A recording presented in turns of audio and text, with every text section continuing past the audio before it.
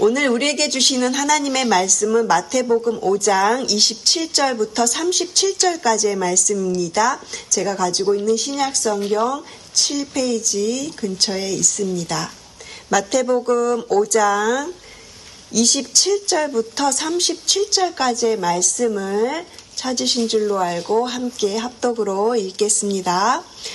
또 간음하지 말라 하였다는 것을 너희가 들었으나 나는 너희에게 이르노니 음욕을 품고 여자를 보는 자마다 마음에 이미 간음하였느니라. 만일 내 오른 눈이 너를 실족하게 하거든 떼어내 버리라. 내 백체 중 하나가 없어지고 온몸이 지옥에 던져지지 않는 것이 유익하며 또한 만일 내 오른손이 너로 실족하게 하거든 찍어내 버리라. 내 백체 중 하나가 없어지고 온몸이 지옥에 던져지지 않는 것이 유익하니라. 또 일렀으되 누구든지 아내를 버리려거든 이혼 증서를 줄 것이라 하였으나 나는 너에게 이르노니 누구든지 음행한 이유 없이 아내를 버리면 이는 그로 간음하게 하며 또 누구든지 버림받은 여자에게 장가드는 자도 간음함이니라. 또 옛사람에게 말한 바 맹세를 하지 말고 내 맹세한 것을 주께 지키라 하였다는 것을 너희가 들었으나 나는 너에게 이르노니 도무지 맹세하지 말지니 하늘로도 하지 말라 이는 하나님의 보좌이며 땅으로도 하지 말라 이는 하나님의 발등상이며 예루살렘으로도 하지 말라 이는 큰 임금의 성이며 내 머리로도 하지 말라 이는 내가 한 터럭도 희고 검게 할 수 없음이라. 오직 너희 말은 옳다 옳다 아니라 아니라 하라.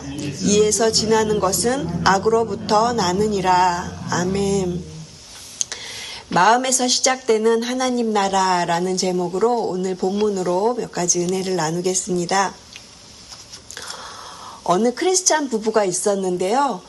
크게 다투었습니다.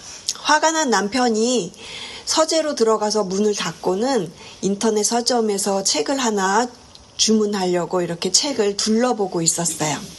그런데 그 책 제목 안에 이런 제목이 눈에 갑자기 들어오는 거예요. 아내 안에 하나님이 없다. 아싸, 그래 이 책이야. 그렇게 생각을 하고 얼른 그 책을 주문을 했습니다. 며칠 뒤에 이제 책이 와서 책을 다시 받아서 그 책 제목을 보니까 그 책 제목이 이렇게 돼 있는 거예요. 아, 내 안에 하나님이 없다. 짧은 이야기지만 우리를 웃게 만들고 그렇지만 또 우리의 마음을 다시 한번 되돌이켜보게 하는 그런 이야기입니다.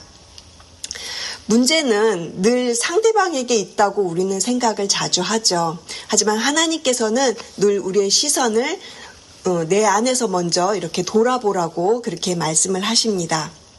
저희 교회가 2026년도를 시작하면서 We are a Kingdom Focused Church라는 부르심으로 계속해서 나아가고 있습니다. 예수님께서는 분명하게 우리에게 말씀을 해주셨어요. 하나님의 나라는 너희 안에 있느니라. 이 말씀이 하나님의 나라가 이미 우리의 삶 안에서 우리의 마음에서 시작되었다라는 것입니다. 그래서 저희가 계속 이제 이 새해가 시작이 되면서 계속해서 설교를 통해서 듣는 이야기가 무엇입니까? 하나님의 나라를 살기 위해서 우리는 어떻게 해야 하는가? 신년 주일부터 시작해서 특별 새벽 예배 그리고 지난 주일에는 또 하나님의 나라를 살기 위해서 선한 청지기의 삶을 살아라 이런 말씀을 들었는데 혹시 주일 말씀 기억하시나요? 3T 기억나시죠? 탤런트, 타임, 트레저 이렇게 하나님께서는 우리에게 주신 은사, 시간, 물질 하나님께서 주신 것들을 우리가 선한 청지기가 되어서 잘 관리하면서 하나님의 나라를 누려가라 그런 말씀을 주셨습니다. 저는 주일 설교를 들으면서 오늘 본문을 계속 이렇게 저는 늘 주일날 설교를 들으면서 이렇게 목요일 설교를 같이 생각을 하는데요. 주일 설교를 들으면서 한 가지를 더 하고 싶었어요. 이게 바로 오늘 제가 말씀드리고자 하는 마음입니다. 우리의 마음 또한 하나님께서 주신 마음으로 또 말씀 앞에서 그렇게 우리의 마음을 돌아보자 이런 말씀을 드리고 싶었습니다. 저희가 어제에 이어서 계속해서 산상수훈의 말씀이 이어지고 있습니다. 예수님께서 그 율법을 완성하시기 위해서 이 땅에 오신 예수님이시죠. 살인하지 말라라는 어제 그 6계명에 이어서 오늘 본문에서는 제7계명인 간음하지 말라, 그리고 9계명인 거짓 증거하지 말라, 이런 내용들이 담겨 있는데, 오늘 본문 말씀 속에서 또 진정으로 주님께서 주시고자 하시는 말씀이 무엇인지, 우리의 겉으로 드러나는 죄는 물론이고요, 그 죄의 씨앗이 될 수 있는 마음으로부터 품고 있는 그 생각을 살펴보라고 오늘 본문을 통해서 말씀하고 계십니다. 먼저 예수님께서는 아주 오늘 강한 표현으로 말씀하시는 부분이 있어요. 29절, 30절 말씀을 한번 보시면요. 내 오른눈이 너를 죄짓게 하거든 빼어버려라. 너의 오른손이 너를 죄짓게 하거든 찍어내버리라. 새벽부터 참 불편한 말씀입니다. 너무 강하게 말씀을 하셔서 정말 눈을 빼고 손을 자르라는 말씀인가? 결코 아니죠. 예수님께서 말씀하고자 하는 핵심은 이것입니다. 죄의 시작은 눈이나 손이 아니라 너희의 마음에 있다. 너희의 그 마음의 동기를 먼저 살펴봐라. 그것을 좀 강하게 말씀하시는 것입니다. 눈은 마음이 가는 대로 바라보고 또 손은 마음이 원하는 대로 움직이는데 결국 이 문제의 뿌리가요, 마음에 있다라는 것이에요. 그래서 예수님은 오늘 본문에서 우리의 행동보다 우리의 마음의 상태를 보라고 우리에게 가르침을 주시는데, 우리 27절과 28절 말씀을 다시 한번 같이 읽겠습니다. 또 간음하지 말라 하였다는 것을 너희가 들었으나 나는 너희에게 이르노니 음욕을 품고 여자를 보는 자마다 마음에 이미 간음하였느니라. 예수님께서 하신 이 말씀 중에 이 음욕이라는 단어를 조금 더 원어로 풀어서 이렇게 보면 음욕을 채울 목적으로 여자를 보는 사람이라는 뜻을 가지고 있습니다. 단순히 본다는 그런 보는 행위 자체를 말하는 게 아니고요. 음욕이라는 말은 한 사람을 그 하나님의 형상으로 지으신 그 인격체로 그대로 바라보지 않고 내 마음의 어떤 그런 욕망을 채우고자 하는 그런 마음으로 상대를 바라보는 것, 그것 자체가 벌써 간음이다라고 예수님께서 말씀하시는 것이죠. 그러니까 우리의 마음의 그 방향, 동기를 향해서 예수님은 지금 문제를 삼고 계시는 것입니다. 하나님께서는 늘 우리의 중심을 보십니다. 하나님께서는 언제나 우리의 내면을 보십니다. 그리고 우리의 마음의 동기에 주목하신다는 것이죠. 우리의 겉으로 드러난 행동이나 드러나지 않은 마음 속마음까지도 똑같이 보신다는 거예요. 우리는 겉으로 뭔가를 잘했으면 다 좋은 것이라고 생각합니다. 그렇지만 우리의 중심, 내면, 우리의 동기를 바라보시는 하나님께서는 왜 그것을 했느냐, 그 마음의 동기를 살펴보시는 것이죠. 그래서 예수님께서 가르쳐 주시려고 하는 이 가르침은 우리의 행동 이전에 너희의 그 마음속에 있는 것, 그것이 간음이고 곧 그것이 마음의 완악함이다. 이것을 경계하라. 이렇게 말씀해 주고 계시는 것입니다. 그래서 예수님께서는 이 간음의 문제와 함께 이혼의 문제를 거론을 하시는데, 이어서 예수님께서는 이혼의 문제를 말씀을 하십니다. 우리 함께 31절 말씀도 같이 읽겠습니다. 또 일렀으되 누구든지 아내를 버리려거든 이혼 증서를 줄 것이라 하였으나, 그 당시에 이혼에 대해서 우리가 조금 배경을 살펴보고 가야 해요. 모세 율법에는요, 이 이혼 증서 제도가 있었습니다. 그런데 예수님 시대에 와서는 이것이 완전히 다른 의도로 악용이 되고 있었던 거예요. 바람이 나거나 또 마음에 드는 여자가 생기면 그 당시에 남자들은 그냥 이혼 증서를 써서 그 아내를 내쫓는 일이 흔했습니다. 원래 이 이혼 증서는 여자를 보호하기 위한 장치였어요. 결혼 생활이 정말 불가능하게 되었을 때 그 이혼 증서를 주어서 그 여자가 다시 결혼할 수 있도록 배려했던 건데, 그런데 예수님 당시에 와서는 이것이 변질되어서 남자들이 자기 욕망을 채우는 도구로 그렇게 변질되어 버렸던 것이죠. 그래서 우리가 신명기 말씀을 보면 조금 더 그 당시에 이혼에 관한 이야기를 하고 있어서 제가 신명기 24장 1절과 2절 말씀을 제가 읽어드리겠습니다. 사람이 아내를 맞이하여 데려온 후에 그에게 수치되는 일이 있음을 발견하고 그를 기뻐하지 아니하면 이혼 증서를 써서 그의 손에 주고 그를 자기 집에서 내보낼 것이요 그 여자는 그의 집에서 나가서 다른 사람의 아내가 되려니와. 신명기 24장 말씀을 보면 원래 이 이혼 증서가 어떤 이유로 결혼 생활 자체가 좀 불가능한 경우에 여자를 보호하기 위한 방편이었습니다. 이렇게 이혼 증서를 써서 주면 그 여자는 그것을 가지고 다른 곳에서 결혼할 수 있도록, 그렇게 다른 삶을 새롭게 살아갈 수 있도록 허락되었던 선한 제도였어요. 결코 어떤 남자들의 그 정욕을 추구하기 위한 그런 합법적인 그런 어떤 이혼의 그런 제도가 아니었다라는 것이죠. 그런데 예수님 당시에 와서는 이것이 이제 심각하게 악용이 되어서 남자들이 아주 사소한 이유로 여자를 내쫓기 위해서 이혼 증서를 사용했다라는 거예요. 그래서 예수님께서는 단호하게 말씀을 하시는데 32절입니다. 나는 너희에게 이르노니 누구든지 음행한 이유 없이 아내를 버리면 이는 그로 간음하게 하며 또 누구든지 버림받은 여자에게 장가드는 자도 간음함이니라. 여러분, 결혼은 하나님께서 짝지어 주신 관계입니다. 남자와 여자가 한 몸이 되는 것이고 이 한 몸이 된다는 것은 결코 나눌 수 없다라는 뜻입니다. 예수님은 이 이혼의 문제를 통해서 결혼의 본래의 의미를 가르쳐 주고자 하시는 거예요. 그리고 이 이혼을 이렇게 말씀하시는 이유는, 그리고 점점 현대사회가 되면서 또한 이혼이 쉬워진 이유는 그 결혼의 의미를 잃어버렸기 때문입니다. 그런데 결국 예수님이 말씀하고자 하시는 것은 자기 중심적인 마음이 있다. 너희들이 이혼을 하고 결혼을 이렇게 쉽게 또한 이혼으로 생각하는 것들은 결국 하나님인 이 하나님의 말씀의 가르침보다는 너 자신의 그 생각, 너의 그 중심적인, 너 스스로의 중심적인 그 마음이 앞서고 있기 때문이다라는 것을 우리에게 가르쳐 주고자 하시는 것이죠.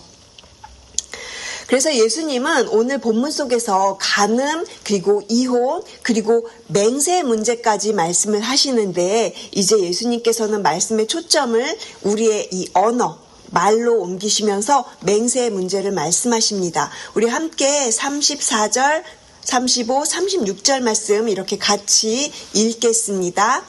나는 너희에게 이르노니 도무지 맹세하지 말지니 하늘로도 하지 말라 이는 하나님의 보좌임이요 땅으로도 하지 말라 이는 하나님의 발등상임이요 예루살렘으로도 하지 말라 이는 큰 임금의 성임이요 내 머리로도 하지 말라 이는 내가 한 터럭도 희고 검게 할 수 없음이라. 예수님은 도무지 맹세하지 말라 이렇게 반복적으로 말씀을 하세요. 왜 이렇게 말씀을 하실까요? 예수님 당시에 사람들이요, 맹세를 자주 했습니다. 하늘을 두고 맹세하고 성전을 두고 예루살렘을 두고 맹세를 하고 또 자신을 또 하나님의 이름을 걸고 그렇게 맹세했어요. 자신의 뜻을 관철시키려고 했던 거죠. 그렇게 맹세하면서 자신의 말을 믿게 하려고 했던 거예요. 하지만 예수님께서는요, 도무지 맹세하지 말라 이렇게 단호하게 말씀을 하십니다. 왜입니까? 사람은요, 그 맹세를 끝까지 지킬 수 있는 신실한 존재가 되지 못하기 때문에 그래요. 많은 경우에 맹세는 자기 확신 또한 자기 교만에서부터 나올 수 있습니다. 내가 할 거야. 내가 할 수 있습니다. 내가 책임질 수 있습니다. 그러나 우리는 알죠. 우리의 인생 가운데 우리가 통제할 수 없는 변수가 너무나 많이 생길 수 있다라는 것입니다. 그래서 예수님은 말을 줄이라고 하십니다. 꾸미지도 말고 부풀리지도 말고 있는 그대로 말하면서 너희는 이해할 것에 이해하고 아니다 할 것에 아니다 그 말만 하라고 그렇게 말씀하십니다. 여러분, 입은 마음의 통로입니다. 마음에 있는 것이 결국 우리의 말로 나오죠. 말이 많아질수록 변명도 많아지고 또 나 자신을 지키려는 말도 늘어나고요. 그래서 어느새 그렇게 말이 많아지다 보면 내 마음의 진실과는 거리가 먼 그런 말들을 하게 될 때가 많아요. 그래서 예수님은 너희가 예면 예, 아니면 아니다. 그것으로 충분하다. 이렇게 말씀해 주고 계십니다. 우리를 진짜 아시는 분, 우리의 속마음을 진짜 아시는 분, 우리를 증명해 주시는 분, 그리고 우리를 지켜주시고 변호해 주시는 분은 사람이 아니라 하나님이시기 때문에 우리는 그렇게 예다, 예, 아니다, 그것으로도 충분하다라는 것입니다. 사랑하는 성도 여러분, 오늘 말씀을 다시 돌아보면 예수님은 결국 우리에게 이렇게 질문하시는 것이에요. 너의 마음의 중심에 무엇이 있느냐? 지금 내 안에 하나님의 나라가 과연 다스려지고 있느냐? 제가 처음에 나누었던 그 책 제목을 다시 한번 생각해 봅니다. 아내 안에 하나님이 없다라고 했던 그 남편이 결국은 받아본 그 책 제목이 무엇이었습니까? 내 안에 하나님이 없다였습니다. 말씀은 늘 그렇게 우리를 부르십니다. 남을 고치라고 하기 이전에 먼저 너의 마음을 살펴보라고 그렇게 하시죠. 하나님의 나라는 다른 사람의 변화에서 시작되는 것이 아니라 하나님의 나라는 내 안에서 내 마음에서부터 시작됩니다. 그래서 하나님의 나라는 너희 안에 있느니라 하신 것입니다. 히브리서 4장 12절 13절은 우리에게 이렇게 말씀합니다. 하나님의 말씀은 살아있고 활력이 있어 좌우에 날선 어떤 검보다도 예리하여 혼과 영과 및 관절과 골수를 찔러 쪼개기까지 하며 또 마음의 생각과 뜻을 판단하시나니 지으신 것이 하나도 그 앞에 나타나지 않음이 없고 우리의 결산을 받으실 이의 눈앞에 만물이 벌거벗은 것 같이 드러나느니라. 하나님의 말씀 앞에서는 우리의 깊은 동기까지 드러납니다. 그래서 우리는 늘 말씀 앞에서 말씀을 경외함으로 서야 합니다. 하나님은 우리가 무엇을 했는가 보다 어떤 마음으로 했는가를 더 살펴보시는 그 하나님이십니다. 이 새벽 우리의 그 마음 한가운데 다시금 예수님을 모셔드리는 이 시간이 되기를 바랍니다. 그러므로 다시금 매일매일 날마다 하나님의 나라는 이미 우리 안에서 시작되고 있는 것입니다. 우리의 연약함을 아시는 주님께서 예수 그리스도의 보혈로 우리를 덮어주시고 말씀으로 우리를 살펴주시며 우리의 마음을 지켜주시기를 축복드리며 오늘도 그렇게 주님 안에 거하시고 여러분의 마음과 말과 모든 삶의 행동까지도 주님께 맡겨드리는 하루가 되시기를 주님의 이름으로 축복을 드립니다. 기도하시겠습니다. 하나님 감사합니다. 하나님의 나라는 너희 안에 있다고 하신 말씀을 다시금 붙들며 나아갑니다. 말씀 붙들고 오늘 하루도 살아갈 때 우리의 진정한 마음의 동기를 주님 앞에 주님의 그 말씀 앞에 내려놓고 오직 주님께서 하시는 말씀, 주님께서 옳고 그르다 하시는 그 판단 앞으로 저희가 나아가게 하여 주시옵소서. 그럴 때 우리의 시선이 주님의 시선으로 바뀌고 우리의 마음이 주님의 마음을 닮아가는 오늘 하루가 되게 하여 주시옵소서. 이 새벽 우리의 마음을 다시 주님께 올려드리며 킹덤 포커스 처치로 나아가길 소망합니다. 하나님의 나라는 말씀을 통해 오늘도 우리 안에서 우리의 마음에서 자라나게 하실 줄로 믿습니다. 말씀을 깨닫는 은혜를 주시고 순종할 수 있는 용기를 허락하여 주시옵소서. 감사드리며 이 모든 말씀 살아계신 예수 그리스도의 이름으로 기도드렸습니다. 아멘.